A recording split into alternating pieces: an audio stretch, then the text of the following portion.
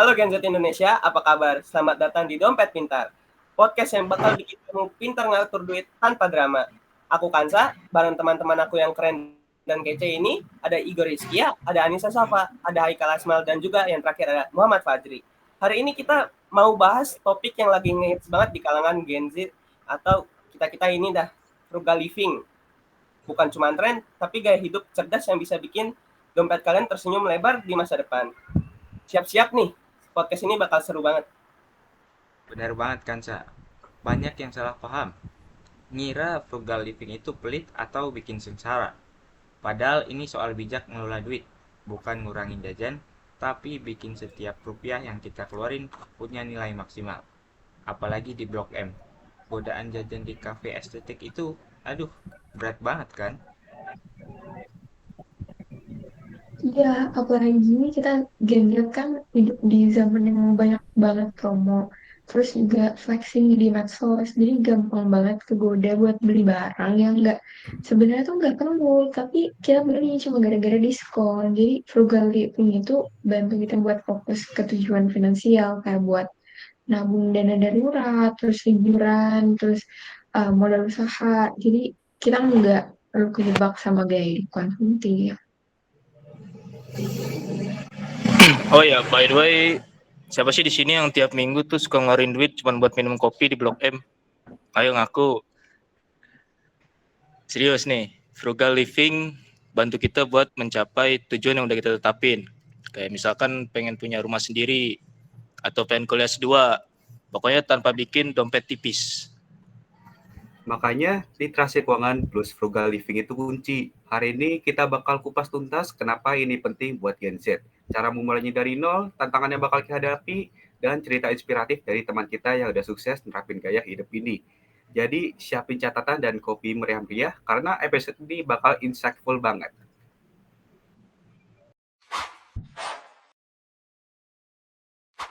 Oke, masuk ke pertanyaan awal dan paling penting nih. Kenapa sih frugal living ini wajib banget buat Gen Z? Tolong dong teman-teman kasih gambaran dari sisi masa depan keuangan buat kita. Simple kan, Sa. Frugal living itu bantu kita bangun fondasi keuangan yang kuat di tengah ketidakpastian ekonomi. Biaya hidup di Jakarta itu apalagi sekitar Blok M kan makin mahal. Dengan frugal living, kita bisa nabung buat dana darurat yang penting banget atau investasi jangka panjang. Bayangin, nabung 100.000 buat sebulan dari sekarang di usia 20 dengan bunga investasi 7% per tahun, di usia 40 bisa jadi 5 juta. Waktu itu aset terbesar kita deh. Nah, yang kedua, kita bisa hindarin jebakan konsumtif yang kayak tren sekarang tuh pay later, yang bunganya gede banget.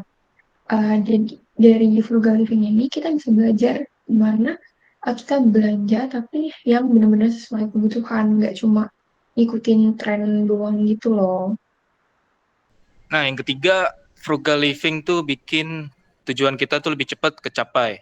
Misal, hemat 30.000 sehari daripada ngopi di kafe, mending bikin kopi sendiri. Paling modalnya cuma 5.000. Daripada kita keluar 35.000 ngopi di kafe, sebulan udah nyampe 900.000. Dikali lagi setahun bisa sampai 10.800.000. Itu modal berliburan tuh atau investasi awal. Keren kan? Terakhir, frugal living dapat melatih kita berpikir jangka panjang dan disiplin. Kita jadi lebih menghargai duit, nggak gampang ikutan-ikutan tren, dan belajar bersyukur. Ini bukan cuma soal duit, tapi skill hidup yang dapat bantu kita sukses di masa depan.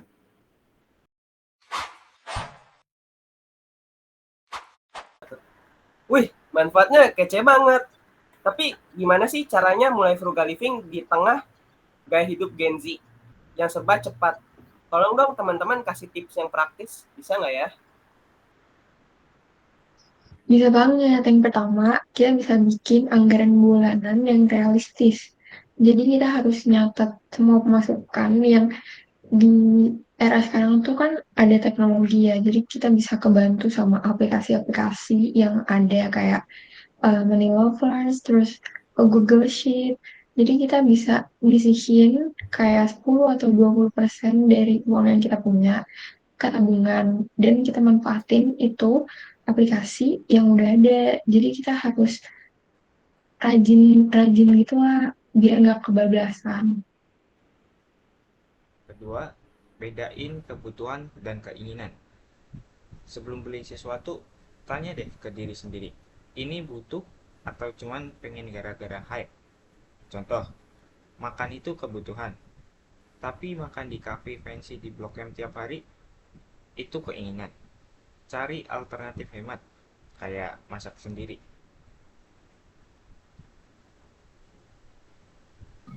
Kalau yang ketiga, kita bisa masak sendiri atau bawa bekal dari rumah.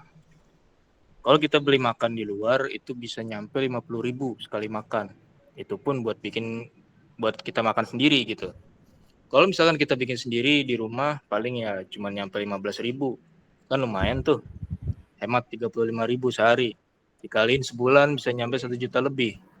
Plus masakan sendiri kan lebih sehat. Nutrisinya juga terjamin dan kebersihannya juga terjamin. Daripada ngopi mahal, mending kita bawa bekal dari rumah. Nah, yang keempat, kita bisa manfaatin diskon dengan bijak. Bandingin harga, pastikan barang itu beneran dibutuhin. Terus diskon 90% pun tetap rugi kalau barangnya nggak kepake. Jangan kalap cuma gara-gara flash sale.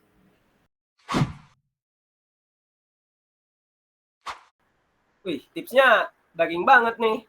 Tapi kan teori gampang ya, kalau praktek tuh pasti susah. Ceritain dong pengalaman teman kita yang udah sukses menjalani frugal living ini. Oke. Contohnya aja Aryo, teman kita yang dulunya boros abis. Tiap hari jajan kopi 35.000 dan order makanan online 50.000. Pengeluaran bulanannya bengkak. Tapi demi nabung buat beli laptop baru, membuat skripsi, dia mulai bawa bekal yang bisa hemat 30.000 sehari, ngurangin jajan kopi, dan nabung 1 juta sebulan. Dalam 8 bulan, dia ngumpulin 8 juta dan beli laptop tanpa minta ke orang tua. Keren kan? Keren banget. Jadi berarti bukti konsisten dari hal kecil bisa bikin perubahan besar. Jadi kuncinya itu tujuannya jelas, terus kita disiplin, terus berani beda sama yang lain.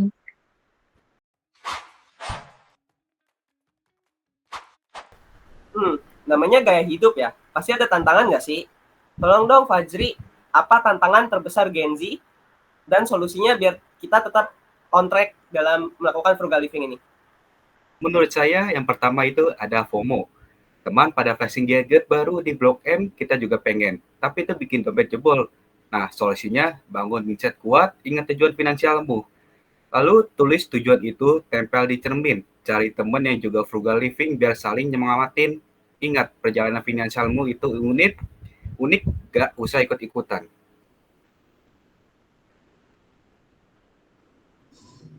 Nah, yang keduanya nih, selain FOMO, biasanya tuh Gen Z sering kegoda sama belanja online, flash sale, voucher gratis ongkir.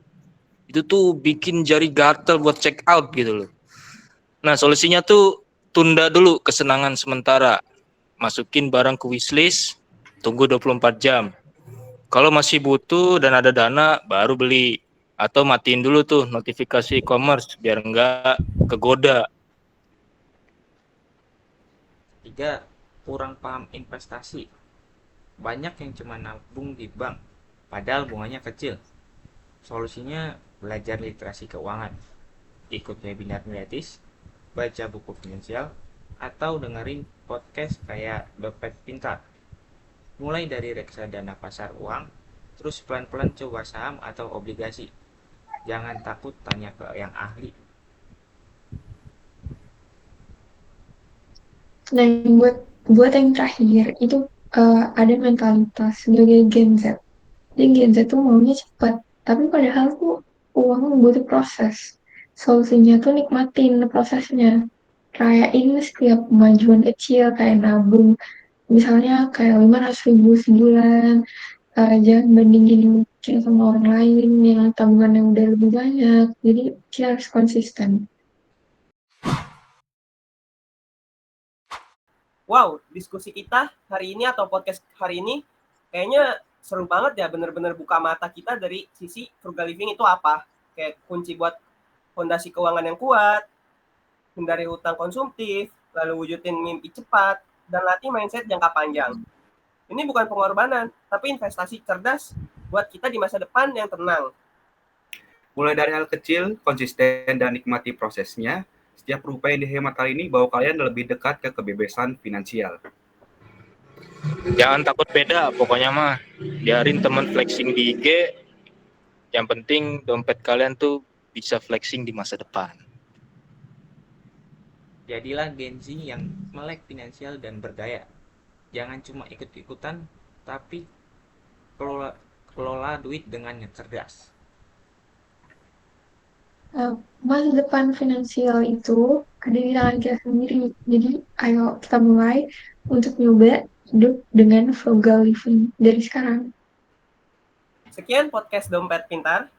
Makasih banget buat teman-teman yang udah ngobrol bersama saya, Kansa. Ada Igor Rizkia, ada Hani Susafa, Haikal Asmal, dan Muhammad Fajri. Tolong dong komen, kalian punya tips apa tentang frugal living? Dan apakah kalian berhasil mengikuti tren frugal living ini? Atau tantangan apa yang kalian bikin susah untuk melakukannya? Tolong bisa share komen di bawah ya. Sekian podcast Dompet Pintar hari ini.